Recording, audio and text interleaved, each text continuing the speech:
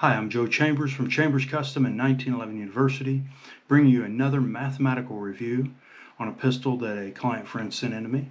Before we get into the review, it's important for me to remind you that the numbers that I give you off of this particular gun may or may not be indicative of the numbers you would get of a gun of this type from the same manufacturer. Alright, so with that, let's get into it. This is one of my favorite pistols that any major manufacturer has ever made. It is a Staccato C, and it's a 9mm single stack, right, with a modular grip frame.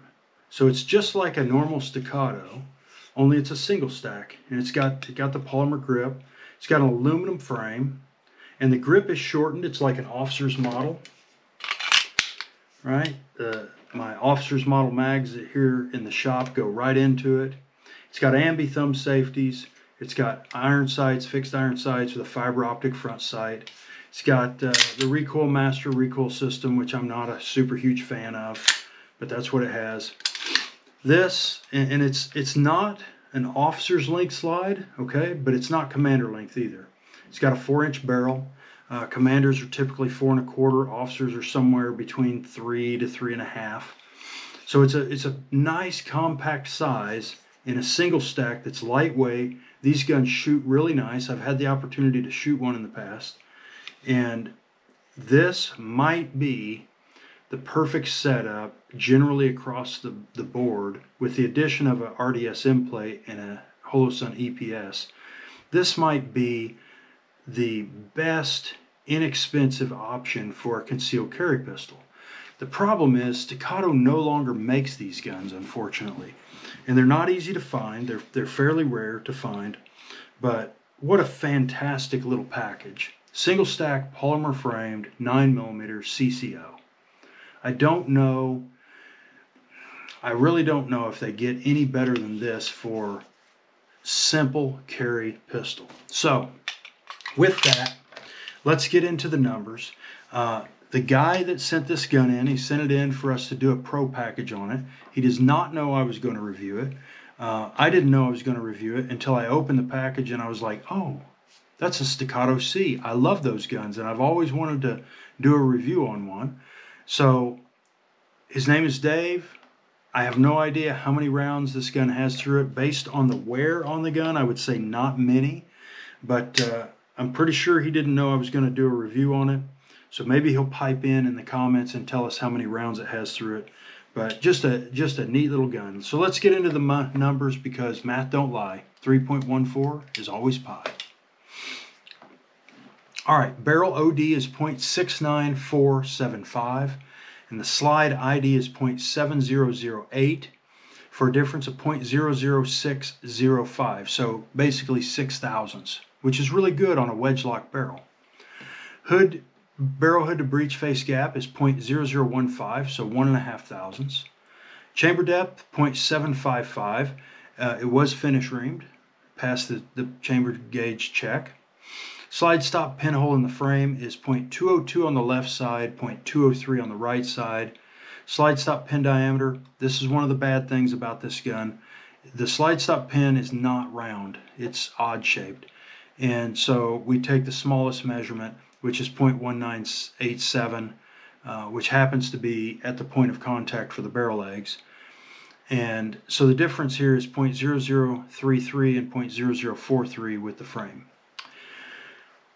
Extractor length 2.245, which is the perfect length. 0 4.5 movement of the extractor when it's installed in the gun. Ejector length is 1.140. And I should note on these when you have a little tiny short gun like this, sometimes, and I've done this myself in the past with little short guns, you make sure you have clearance with the magazine on the ejector, which this one does, but sometimes you have to leave these ejectors on short guns a little bit longer, 50 thousandths longer. You don't want to leave them 100, 150 thousandths, maybe 50 thousandths longer like this one is, 40 thousandths longer. And that allows the round to hit that ejector a little bit early before the slide gets to full rearward travel. Because these slides are light the gun's light, and you want that round to get out of there really fast. All right, barrel leg fit. This gun has 25% on the one side and 50% on the other side of the barrel leg contact with the slide stop pin. And you know, our minimum that we look for a super high quality gun is 75%, but these are mass produced guns. You know, Staccato's building tens of thousands of guns a year, and so if you can get a gun that's built like that, that has a slide stop that quite frankly needs replaced, and it has 25 and 50% barrel fit, that's not a bad thing. You know, I just did the video for you guys on the Infinity. That gun cost 5 times the price of this gun, and it had 0 barrel fit. So here's a gun for $2,000, $2,500, whatever they retailed for, with better barrel fit than much more expensive guns. It does have minor barrel bump on one side, the side that has 50% contact. Slide stop hole in the link is .206. Barrel leg height 0.104 and 0.105 respectively. Can you guess which barrel leg had less fit? The 104 side, right? Link bridge thickness 0.103 for a difference of 0.001 and 0.002. Slideway width 0.7565. Frame rail width 0.7548 in the front, 0.7554 in the rear. So again, Staccato sticking with that tapered theme on this slide to frame fit. So we have a difference on the side to side fit on this gun of 0.0017 on the front and 0.0011 on the back. So 1 to 1.5 thousandths. Not bad for a mass produced gun. Slideway height 0.105. Frame rail height 0.0935 on the front, 0.0925 on the rear, for a difference of 0.0115 on the front, 0.0125 on the rear. So 11.5 and 12.5 respectively. As you're going to see here in a second, they use that single plane for the vertical fit. They don't use the double plane. Slide rail height 0.1175. Frame way height 0.1205 for a difference of 0.003. There's your vertical fit on this gun. 3 thousandths on a mass-produced gun. That is really quite exceptional. And you can tell the gun's not super rattly. It's not super loose. That's the trigger moving. The trigger's really loose in this gun. We're going to get to that in a minute. But the gun itself is really in good shape. Frame vertical impact surface 0.494.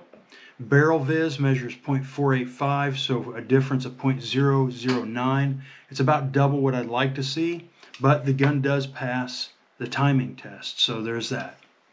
I'll be totally honest with you all. I forgot to measure the weight of the trigger pull because I was headed out to watch my youngest daughter's basketball game tonight, but this trigger pull weighs about, if I had to guess, I would say about 3 pounds, 14 ounces. It's very smooth. Doesn't feel bad at all. The trigger in this gun is fit horribly. That's one of the issues with these, is the trigger is super loose. So when you shake it, you're hearing the trigger move in the frame. But that's an easy fix. You can put a single stack trigger in this, no problem. 21 pound mainspring. Disco is an unmodified drop-in part at 1.3025. Sear is an unmodified drop-in part at 0.775. And the hammer hooks were not dressed for over travel bump and measure 0.020. The sear is the one thing that I would recommend replacing in these. These guns typically had the old style tool steel sear that STI used, and they're a little short in my opinion. You get a little bit better trigger pull if you went with a longer trigger or with a longer sear. Alright, so there you have it, a Staccato C. We've never looked at one of these before that I can remember anyway. They're kind of a rare bird and they're super neat. I'm going to try to get my hands on one of these for myself. I've often wanted one, and so I might as well do it.